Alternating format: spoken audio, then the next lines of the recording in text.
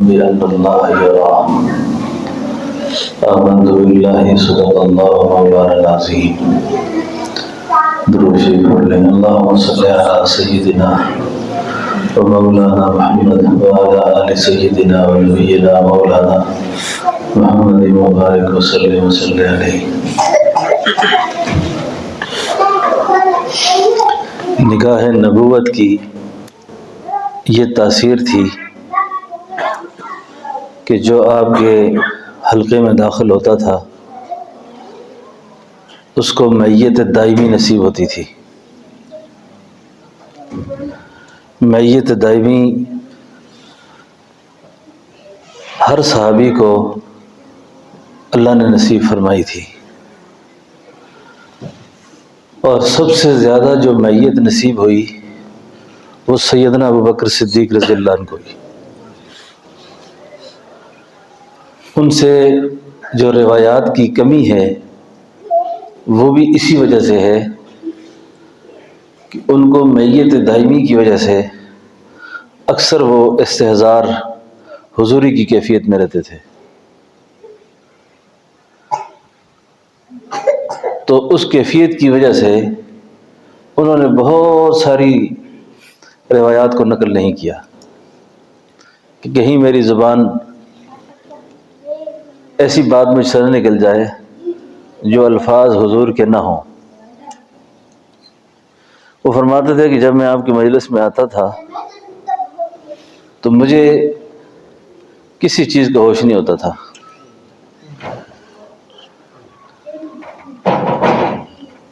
تو اس لیے یہ ہمارے نقشبندی سلسلے میں جو تاثیر چلی ہے نا، کیونکہ یہ سلسلہ صدیقی ہے تو صدیقی نسبت کی وجہ سے اس طریقے کو اللہ رب العالمین نے بہت قبولیت بخشی ہے، اور قبولیت اس معنی میں ہے کہ ان میں صدیقی پرتاؤ ہوتا ہے، اور جب صدیقی نسبت کا پرتاؤ جن لوگوں میں ہوتا ہے ان لوگوں سے اللہ رب العالمین خاص طور پر یہ کیفیت انہیں نصیب ہوتی ہے الم یعلم بأن اللہ یرا۔ وہ ہر وقت اس دھیان میں رہتے ہیں کہ اللہ دیکھ رہا ہے۔ مشائخ نقشبند جو ہیں وہ اس بات پر اتفاق کرتے ہیں کہ الم یعلم بأن اللہ یرا، یہ ذکر قلبی حقیقی دائمی کے بغیر ممکن ہی نہیں ہے۔ ذکر حقیقی قلبی دائمی اس کے بغیر ممکن نہیں ہے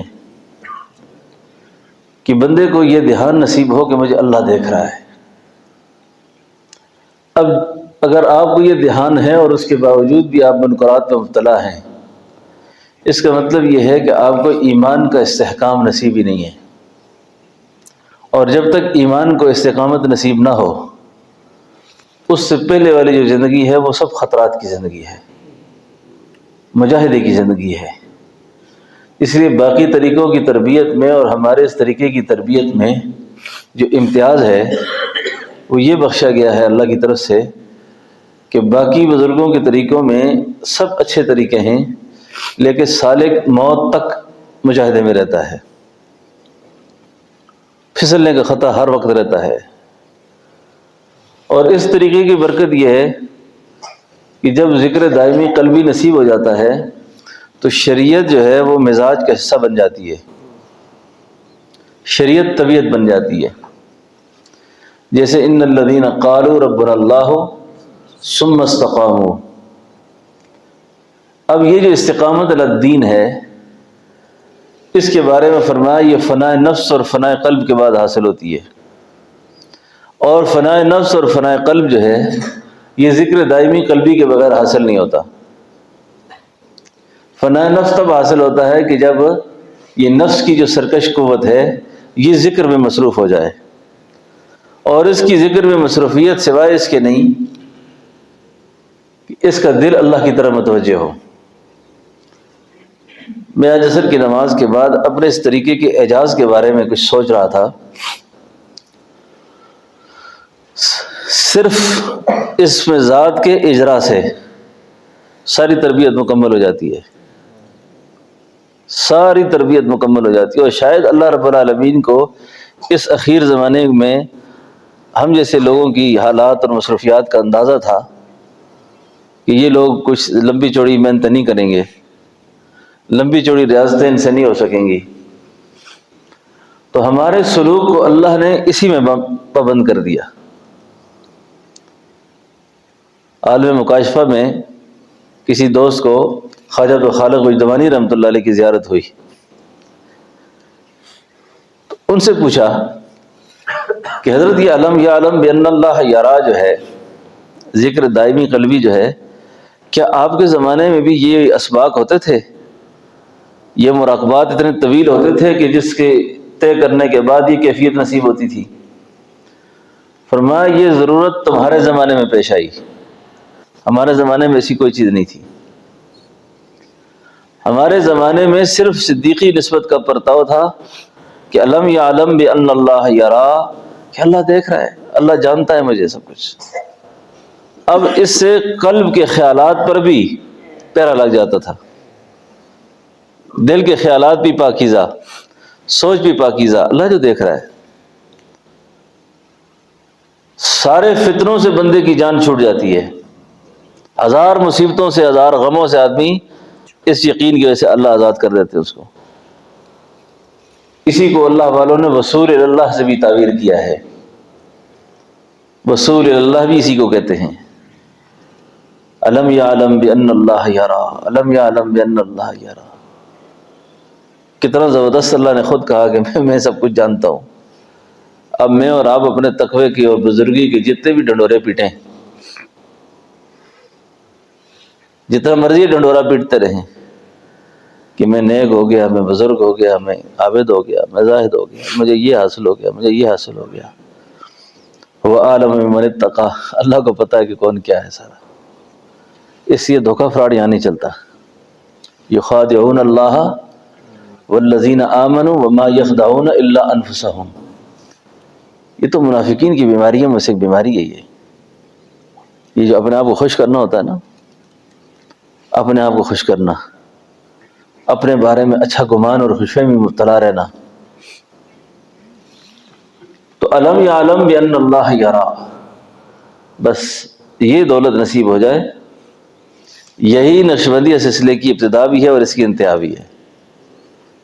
یہی ہمارے طریقے کا سبق اول بھی، یہی آخر بھی۔ اور اگر یہ دولت نصیب نہیں تو زندگی بھر پھرتا رہے، زندگی بھر پھرتا رہے۔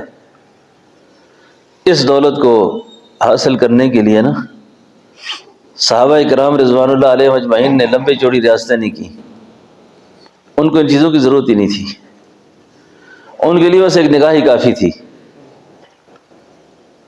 ایک نگاہ کافی تھی۔ اب چرواہا بکریوں کو ریوڑ لے کر صحرا میں پھر رہا ہے، سیدنا عبداللہ ابن عمر پوچھتے ہیں آؤ ہمارے ساتھ کھانا کھاؤ، کہتا ہے میرا روزہ ہے۔ وہ اس گرمی میں کیوں روزہ رکھا؟ کہا مجھے ایام حالیہ کا ڈر ہے، قیامت کا خوف ہے مجھ پر۔ کہا یار ایک بکری تو بیچ دو ہمیں۔ کہا جی میں اس ریوڑ کا مالک نہیں ہوں، ملازم ہوں۔ عبداللہ بن عمر فرماتے ہیں کہ میں نے امتحان کے طور پہ کہا اتنے بڑے ریوڑ سے کیسے پتہ چلے گا، اتنے بڑے ریوڑ سے کیسے پتہ چلے گا کہ ایک بکری گم ہو گئی ہے؟ پوچھ بھی لیا مالک نے تو کہہ دینا کوئی بھیڑیا اٹھا کے لے گیا تھا۔ تو وہ بکریاں چرانے والے چرواہے کا ایمان، نگاہ نبوت کی تاثیر، کہتا ہے علم یعلم بان اللہ یرا، اللہ کہاں ہوں گے اس وقت؟ تیرے میرے سودے کے وقت اللہ کہاں ہوں گے اس وقت؟ عبداللہ بن عمر جب واپس مدینہ منورہ آئے نا، آوازیں دے کر کہہ رہے تھے وہ لوگوں، وہ صحرا میں بکریاں چرانے والا چرواہا ایمان میں ہم سے آگے چلا گیا، یہ ہے میت۔ اب کئی لوگ پریشان ہیں، ہمارا دل نہیں پھڑکتا، کوئی پھڑکتا ہے تو وہ آسمان کو پکڑتے ہیں، پنکھوں سے جھولتے ہیں، ناچتے ہیں، یہ سب شریعت کے خلاف ہے۔ دائمی ذکر کا مطلب یہ نہیں ہے کہ آدمی پہ کپ کپاہٹ طاری رہے، کانپنا الگ چیز ہے، وہ الگ ایک بالکل ایک باریک معاملہ ہے، لیکن دل کے اجرا کا معاملہ کہ دل جاری ہو گیا، یہ شخص صاحب دل ہو گیا، اس کا مطلب یہ ہے صاحب دل ہونے کا کہ اس کو اللہ نے شریعت پر استقامت نصیب کر دی ہے، دین مزاج بن گیا اس کا۔ اب کوئی دیکھتا ہے یا نہیں دیکھتا، اس کو خیال ہے کہ اللہ دیکھ رہا ہے، اللہ دیکھ رہا ہے اس۔ میں تو اکثر سوچتا رہتا ہوں، پہلے اللہ والوں کی خدمت میں مریدین آیا کرتے تھے اور کبھی اپنے روحانی سفر کے بارے میں پوچھتے تھے کہ حضور ہماری باطنی تربیت کہاں تک ہوئی ہے، اپنی فراست سے بتائیں ہمیں۔ تو شیخ بتایا کرتے تھے آپ کا فلاں مقام ہے، فلاں مقام ہے، فلاں مقام سے گزر رہے ہیں آپ۔ تو آج کل تو میں سمجھتا ہوں کسی شیخ سے پوچھنے کی ضرورت ہی نہیں ہے، آپ کا شیخ آپ کا موبائل ہے، آپ تنہائی میں بیٹھ کے دیکھیں آپ کیا دیکھتے ہیں، بس جو آپ جس کو دیکھتے ہیں آپ اسی کے ہیں، بس وہی آپ کا الہ ہے۔ افرأیت من اتخذ الہہ، یہ ہے الم یعلم بان اللہ یری۔ اس سبق کو مردوں کو بھی پکانا ہے، عورتوں کو بھی پکانا ہے کہ مجھے اللہ دیکھ رہا ہے بس۔ آپ کا ہاتھ غلط نہیں پکڑے گا، آپ کی زبان غلط نہیں بولے گی، آنکھ غلط دیکھے گی نہیں، کان غلط سنے گا نہیں، آپ کسی حرام کی طرف چل ہی نہیں سکتے۔ اور اگر ایسا ہے تو پھر آپ کو اپنی بزرگی پر پریشان رہنا چاہیے کہ میں ٹھیک نہیں ہوں، میرا معاملہ بڑی مشکل ہے میرے لیے بھی۔ تو اس کو حاصل کرنا، اس کی محنت ہے ساری، بس کہ مجھے اللہ دیکھ رہا ہے، اللہ مجھے دیکھ رہا ہے۔ آپ کی تنہائی بھی ٹھیک ہو جائے گی، آپ کا مجمع بھی ٹھیک ہو جائے گا۔ اور یاد رکھیں، جس آدمی کی تنہائی ٹھیک نہ ہو نا، اس آدمی کا مجمع تو کیا، اس کا کچھ بھی ٹھیک نہیں ہے، اس کا کچھ ٹھیک رہ ہی نہیں سکتا۔ مولا روم فرماتے ہیں کہ فقیر کو چاہیے کہ وہ اولیاء اللہ کے کلام کو چوری نہ کرے،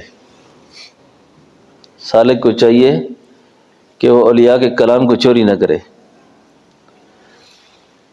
فرماتے ہیں کیسے چوری نہ کرے؟ اب وہ جس مقام پر بیٹھ کر بات کر رہا ہے، سامعین نے اصلاح کی نیت سے نہیں سنی، خیال آ رہا ہے کہ مضمون اچھا بیان ہو رہا ہے، اس کو یاد کروں، بیان کروں، اس کو بیان کروں آگے، اس نیت سے نہ سنیں، یہ چوری کر رہے کلام کی۔ اب کلام کا چوری کرنے سے فائدہ نہیں ہوگا جب تک کہ وہ کلام اس کا حال نہ ہو، یعنی حال نہ بن جائے اس کا۔ بات سمجھ رہے تھے میری؟ تو نیتوں کی اصلاح کرنی چاہیے، جب تک نیت کی اصلاح نہ ہو تو پھر بڑا نقصان ہو جاتا ہے، کیونکہ اونچی بات کر کے نہ بندہ پھنس بھی جاتا ہے بعض اوقات، یہ ذہن میں رکھیں ایسا، اونچی بات کر کے پھنس جاتا ہے۔ میں یہ عملیات کا کام میں نہیں کرتا نا، تو میں اکثر دوستوں کو مشورہ بھی دیتا ہوں، نہ کام سمجھو تو نہ کرو، اس کام میں آتما مارا کرو، کہیں کہیں سچ بھی ہوتا ہے، کہیں کہیں سچ بھی ہوتا ہے، ہر جگہ جھوٹ۔ ہاں، اس طرح بات پیش آئی جاتی ہے کبھی، اچھا ہاں ہاں، آگے سے تکا لگتا ہے نا، کہیں تکا چل جاتا ہے نا، کہیں آگے سچ ہوتا ہے، آگے پھر اس سچ سے بدہ مارا جاتا ہے۔ صحیح بات سمجھ رہے نا میری؟ الم یعلم بان اللہ یری، الم یعلم بان اللہ، اللہ دیکھ رہا ہے۔ تو اس دھیان کو اپنے ساتھ لازم پکڑنا ہے، اسی کو وقوف قلبی کہا گیا ہے، اسی کو معیت دائمی کہا گیا ہے، اور یہی فنائے قلب ہے، یہی فنائے نفس ہے۔ یہ جتنی اصطلاحات جن ناموں سے آئی ہیں نا، اس ساری کا محور و مرکز یہی ہے کہ میں کیوں ذکر کرتا ہوں، کیوں مجلسوں میں آتا ہوں، کیوں محنت کر رہا ہوں، اللہ دیکھ رہا ہے، بس یہ دھیان نصیب ہو جائے۔ یہ تصوف کا جو مسئلہ ہے نا، ہمارے اکابر میں شیخ الحدیث مولانا محمد زکریا رحمۃ اللہ علیہ، اللہ نے ان کو بہت قبولیت عام نصیب فرمایا تھا، قبولیت عامہ اللہ نے ان کو بہت بخشی ہے۔ بارگاہ الہ کے مقبول آدمی تھے، بارگاہ رسالت کے بھی مقبول آدمی تھے۔ زندگی کا آخر دور مدینہ طیبہ میں گزرا ہے، اور مدینہ طیبہ میں گزرا کیا ہے کہ بس مدینہ طیبہ ہی کے مسافر ہو گئے، ان کا جسم مبارک بھی اسی زمین میں۔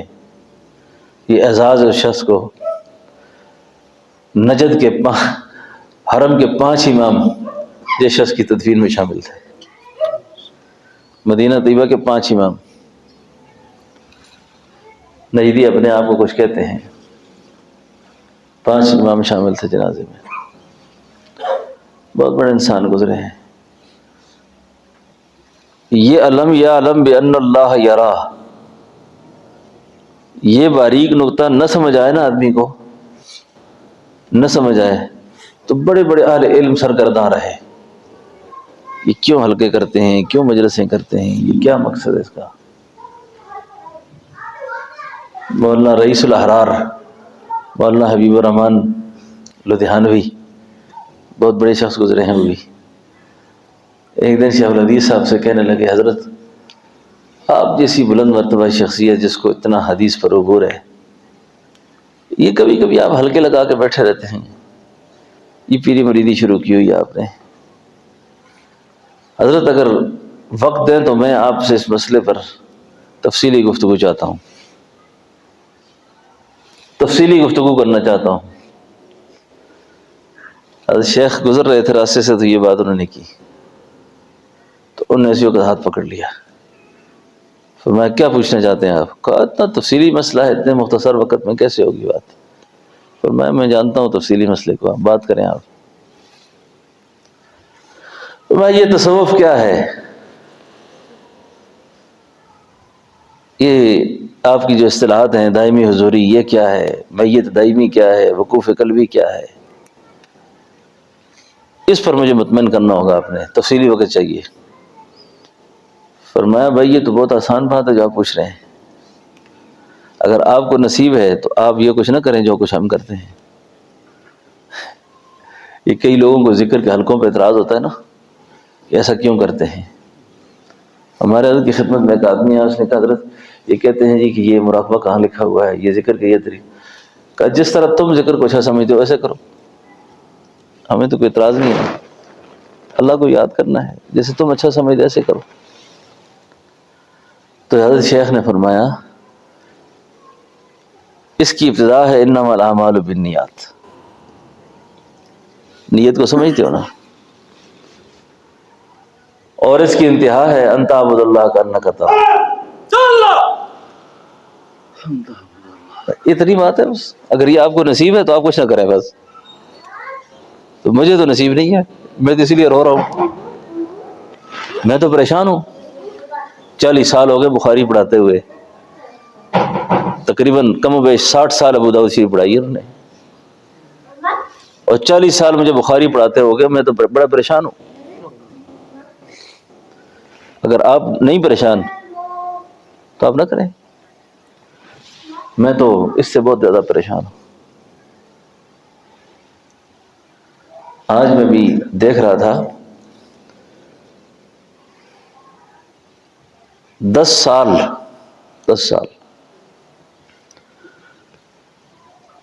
حضرت دوست محمد قندھاری رحمۃ اللہ علیہ کے خلیفہ بہت بڑے عالم ذوب کے قاضی تھے، سب کچھ چھوڑ چھاڑ کے قندھار میں بیٹھ گئے تھے۔ 10 سال کے بعد کسی نے پوچھا حضرت اتنا عرصہ ہو گیا کیا کر رہے ہیں؟ فرمایا علم یا علم بان اللہ یرا سیکھ رہا ہوں، اس کو سمجھنا چاہتا ہوں۔ کہ اتنے بڑے عالم ہو کہ آپ کو نہیں سمجھ آئی گا؟ نہیں سمجھ آئی، میں تو پریشان ہوں اس سے۔ کوئی کام شروع کرتا ہوں، جذبہ ٹھیک ہوتا ہے، بس کچھ وقت کے بعد پھر جذبہ خراب ہو جاتا ہے۔ اس حال میں اگر موت آئی کیا کریں گے؟ اس حال میں مر گئے تو کیا ہوگا؟ اگر آپ کو حاصل ہے تو آپ غم نہ کرو اپنا، پھر مجھے تو نہیں حاصل، میں تو ڈرا ہوں، ہر وقت پریشان ہوں اس سے، کیونکہ نفس کے اور شیاطین کے بڑے زوردار قسم کے حملے مختلف شکلوں میں ہوتے ہیں، تو میں تو ان حملوں کے زیر اثر ہوں آج کل۔ یہ وہ لوگ ہیں جو کچھ پا کے گئے تھا، ورنہ علم بھی بڑا حجاب بن جاتا ہے، معلومات بہت بڑے حجاب ہوتے ہیں۔ تو اللہ رب العالمین سے التجا اور دعا میں یہ طریقہ اتنا آسان ہے ہمارا، اتنا آسان ہے کہ میں نے بے شمار بزرگوں کو دیکھا ہے۔ ہمارے حضرت حاجی عبد الرحمن صاحب رحمۃ اللہ علیہ جب میرے ہاں تشریف لایا کرتے تھے تو لیٹے رہتے، نہ کوئی تسبیح، نہ کوئی آواز، نہ کچھ، اٹھ کے نماز کے لیے کھڑے ہو جاتے۔ میں تو وضو کر سو نہ، میں تو نہ کرتا وضو، میں نہیں کرتا وضو، ہے وضو ہے میرا۔ اب 4 گھنٹے آنکھیں بند، 3 گھنٹے آنکھیں بند، اسی ذکر دائمی میں لگے ہوئے۔ اس لیے ہمارے طریقے میں کسی آدمی کے لیے یہ عذر بھی نہیں ہے میں بیٹھ نہیں سکتا، میں بیٹھ نہیں سکتا، تو لیٹ کے کر، لاف پھوڑ کے کر، زبان کو بھی نہ چلا، بس دل کا خیال رکھ، بس یہی ذکر ہے، یہی ذکر ہے۔ تو اس نعمت کے حصول کے لیے اللہ سے مانگنا، اور یقین جانے مردوں کی زندگی بھی اچھی ہو جائے گی، عورتوں کی بھی اچھی ہو جائے گی، گھر کے ماحول سب ٹھیک ہو جائیں گے، کہ یہ دولت نصیب ہو جائے، بس اس کی التجا اور زاری اللہ سے کرتا رہے آدمی۔ اور میں نے جس بزرگ کا ذکر کیا نا، ان کے مکتوبات بھی ہیں میرے پاس کہیں، انہوں نے حضرت کے صاحبزادگان کی تربیت میں ایک خط لکھا، اور خط میں اتنی بات لکھی مجھے یاد رہ گئی۔ فرمایا جن لوگوں کی تم اولاد ہو نا، یہ وہ لوگ تھے جو چلتے پھرتے کام کاج کرتے ہوئے مراقب رہا کرتے تھے، چلتے پھرتے کام کاج کرتے ہوئے مراقب رہا کرتے تھے، حضور دائمی حضوری حاصل تھی۔ اب یہ آپ ایسے سمجھیں نا، جیسے ڈرائیور ہے نا، گاڑی چلاتا ہے، گاڑی چلاتے ہو گئے نا، ڈرائیور اپنے وقت پہ گیئر لگاتا ہے، شیشے میں دیکھتا ہے، باتیں بھی کرتا ہے، فون بھی سنتا ہے، گپ شپ بھی صحیح لگا لیتا ہے، اور جس کو جتنا تجربہ ہوتا ہے وہ ایک ہاتھ سے بھی پورے سارے کام کر دیتا ہے۔ لنگڑے معذور ہوتے ہیں، وہ بھی کس شان سے گاڑی چلا لیتے ہیں۔ اب ان کو کوئی کہتا ہے کہ بھئی پیچھے سے گاڑی آ رہی ہے، یعنی ان کا جو دھیان ہوتا ہے نا، وہ ایک جگہ جمع ہوتا ہے، وہ باقی کام سارے اس کے زیر اثر چلتے رہتے ہیں۔ اس لیے علماء کرام خاص طور پر آپ کا وعظ اور خطاب اس وقت تک زوردار ہو نہیں سکتا جب تک کہ دائمی حضوری نصیب نہ ہو، اور دائمی حضوری کے بغیر وعظ ارشاد بھی بس وقت گزارنے والی بات ہے۔ اس لیے اس نعمت کے حصول کے لیے پوری کوشش کرنی چاہیے۔ تو الم یعلم بان اللہ یرا، الم یعلم بان اللہ یرا، الم یعلم بان اللہ یرا۔ بازار میں نکلو نا، کوئی چیز خریداری کرنی ہو نا، بعض دوستوں کے لیے بدنگاہی سخت قسم کا ایک مسئلہ ہے، کچھ لوگوں کو اللہ تعالیٰ نے بچایا ہوتا ہے، ان کی نہیں اتنی پرواہ کرتے، لیکن بعضوں کے لیے بڑا مسئلہ ہوتا ہے۔ تو الم یعلم بان اللہ یرا، اس آیت مبارکہ کو پیش نظر رکھا کرے، پیش نظر رکھا کرے کہ اللہ تو سب کچھ جانتا ہے، اللہ سب کچھ جانتا ہے۔ میری ساری آنکھوں کی پتلی کی حرکت اللہ اس سے واقف ہے، اللہ اس سے واقف۔ کئی دفعہ آدمی بڑا پریشان ہوتا ہے تو وہ اس وقت بے دھیانی میں ہوتا ہے، وہ اللہ کو بھی ایسے ہی سمجھتا ہے نا، لیکن دھیان نہیں کرتا کہ اللہ فرماتے ہیں یعلم خائنۃ الاعین وما تخفی الصدور، آپ کے سینے میں جو چھپا ہے نا اللہ اس راز سے بھی واقف ہے، آگاہ ہے اس سے بھی۔ آنکھ کی پتلی نے حرکت کیوں کی ہے اللہ اس کو بھی جانتے ہیں، تو اس لیے کوئی سند لینے کی ضرورت نہیں کسی سے، آپ اپنے لیے خود ہی استاد ہیں، خود معلم ہیں، خود اپنی تربیت اپنے اندر جھانک کے آپ کر سکتے ہیں، تو ان چیزوں کا بہت زیادہ رعایت رکھیں۔ تو یہ جو بیعت ہوتی ہے نا، ذکر فکر مراقبہ جو تلقین کیا جاتا ہے، اس کا یہی مقصد ہوتا ہے۔ میں کبھی حضرت کی زندگی میں سفر پہ جاتا تھا عمرے کے لیے، تو فرمایا کرتے تھے وقوف قلبی کا بہت خیال رکھو، وقوف قلبی، وقوف قلبی کا بہت خیال رکھو، یعنی حرم میں خاص طور پر جانے والے اپنے دل و نگاہ پر پرہ لگا کے رکھیں، کیونکہ بڑی مقدس جگہ ہے، وہاں کی غلطی بھی غلطان ہوتی ہے، وہاں کی نیکی بھی بڑی نیکی ہے، وہاں کی غلطی بھی۔ اس پر میں نے حضرت سے ایک شعر کی تشریح پوچھی تھی، وہ بھی آپ کو بتا دوں کہ سلطان بہو بہت بڑے شاعر صوفی تھے، بزرگ تھے، قادریہ سلسلے کے شیخ تھے، بہت بڑے آدمی تھے، شعر و شاعری میں انہوں نے بہت کچھ سمجھایا لوگوں کو۔ اس میں ایک جو شعر ہے نا، یہ پنجابی میں بھی اور ہماری زبان میں بھی، ایک چھوٹا سا جو بال ہوتا ہے نا جو نظر نہیں آتا، اس کو لوں کہتے ہیں، لوئی، لوئی۔ وہ کہتے ہیں میرے ہر لوئی دے منڈ لکھ لکھ اکھیاں ہون۔ میں نے اسی طرح حضرت کو پڑھتے ہوئے سنا بھی ہے اور دیکھا بھی ہے، اس طرح کہتے ہیں میرے ہر منہ دے لوئی دے منڈ لکھ لکھ اکھیاں ہون، ایک کھولا تو ایک کجاں ہو، کھولا تو ایک کجاں ہو۔ میری ہر آنکھ لو کے منڈ ایک ایک لاکھ آنکھ ہوتی، ایک کو میں کھولتا اور ایک کو میں بند کرتا، تو اتنا ڈٹھیاں صبر نہ آوے تو میں مرشد وال بجا ہوں، اتنا دیکھتا بھی رہوں، اتنی بار دیکھ بھی لوں اور پھر بھی مجھے صبر تو مرشد دا دیدار ہے باہو میں نو لکھاں کروڑا ہجاؤ۔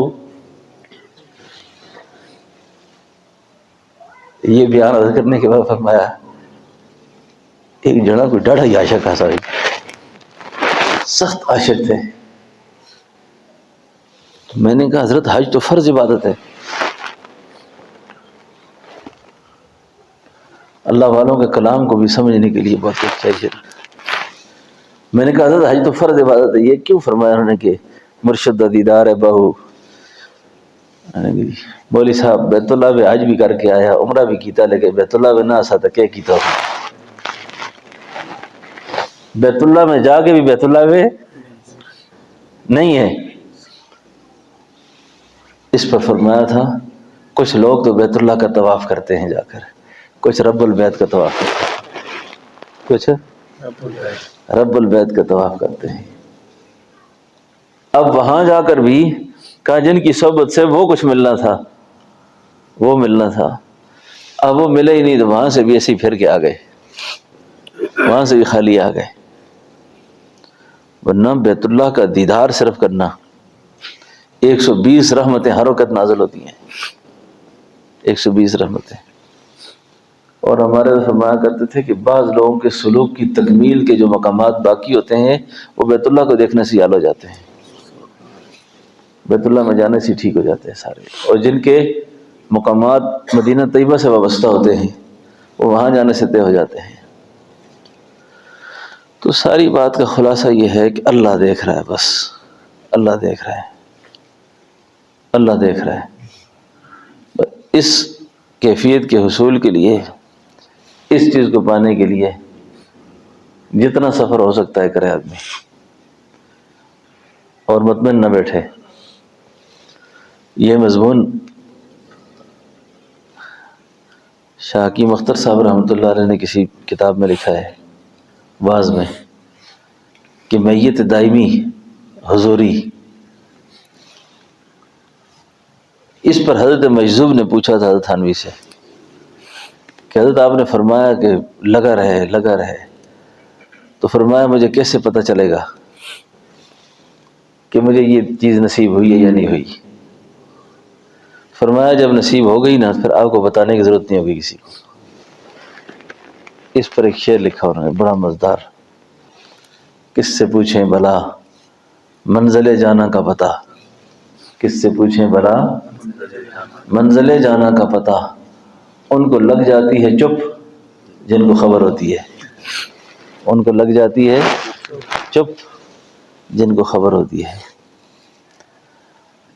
تو بس یہ سبق یاد رکھنا ہے، نصیب ہے کسی کو تو شکر کرے، نہیں مراقبے سے حاصل ہوتا ہے، ریاضت سے حاصل ہوتا ہے، کسی طریقے سے حاصل ہو جائے، بس اس کی محنت ہے، بس بات سمجھ گیا نا؟ یہ جو بیعت کرتے ہو نا اس لیے کی جاتی ہے، یہ جو پلہ پکڑنا ہے اس لیے پکڑنا ہے۔ تو حاجی امداد اللہ صاحب فرمایا کرتے تھے رحمۃ اللہ علیہ، اس لیے میں تو پلہ نہیں پکڑاتا کسی کو کہ مجھے نصیب ہے تو تمہیں نصیب کراؤں گا، لگتا یہ ہے کہ ہو سکتا ہے تمہیں نصیب ہو جائے، تمہاری برکت سے مجھے بھی نصیب ہو جائے، تم بخشے جاؤ، ہو سکتا ہے تمہاری وجہ سے میں بھی بخشا جاؤں، بس میں تو اس سے زیادہ نیت نہیں رکھتا کوئی بھی۔ اور سالک کو فقیر کو بھی اپنے خیالات کو بہت زیادہ اونچا نہیں رکھنا چاہیے کہ میں غوث کب بنوں گا، میں قطب کب بنوں گا، میں ابدال کب بنوں گا۔ حضرت فرمایا کرتے تھے سب کچھ تمہیں مبارک ہو، یہ دھیان رکھا کرو اللہ مجھے انسان کب بنائے گا، میں انسان کب بنوں گا، بس اصل چیز ہے انسان بننا۔ اور فرمایا اب کئی لوگ بڑی ہمت کرتے ہیں کہ جنت کے اعلیٰ درجات مانگتے ہیں، مانگنے چاہیے، جنت مانگنی چاہیے، یہ کئی لوگوں کا خیال ہے نا جنت کا سوال نہیں کرنا چاہیے، تو پھر جنم کا سوال کرنا چاہیے، کیوں ساجد صاحب؟ کئی لوگ بزرگی میں زیادہ آگے چلے جائیں نا تو کہتے ہیں جی خدا سے جنت نہیں مانگنی چاہیے نا، اللہ کی رضا مانگنی چاہیے، اور رضا کا مقام ہی جنت ہے، رضا کا مقام ہی جنت ہے، اللہ تعالیٰ سے وہ مقام مانگنا چاہیے۔ کسر نفسی سے فرمایا کہ ڈر لگتا ہے، میں کہتا ہوں کہ اللہ جنتیوں کی جو جوتوں کی جگہ ہو نا، اللہ وہاں جگہ دے دے، بس پٹائی سے بچ جائیں، مار سے بچ جائیں، ان کے جوتوں میں کہیں زیادہ میں جگہ نصیب رہے۔ بات سمجھ گئے نا جی؟ تو بس اسی پہ استغفار ہے، اسی پہ ندامت ہے، ٹھیک ہے نا؟ تو میں کلمات توبہ پڑھ لیتا ہوں، ان ساتھیوں کو پڑھا لیتا ہوں، اور جو مستورات ہیں وہ بھی پڑھ لیں، ادھر پکڑ لیں، بس اور نہیں زیادہ ضرورت نہیں، بس یہ 2-3 ساتھی ہیں، باقی جن ساتھیوں کی توبہ کے کلمات سارے ساتھ پڑھ لیا کریں، جو کسی اور بزرگ سے بیعت ہو ان کی بیعت میں فرق بھی نہیں آتا تھا، بیعت اور مضبوط بھی ہو جاتی ہے۔ توبہ کے کلمات پڑھ لیں، اعوذ باللہ من الشیطان الرجیم، بسم اللہ الرحمن الرحیم۔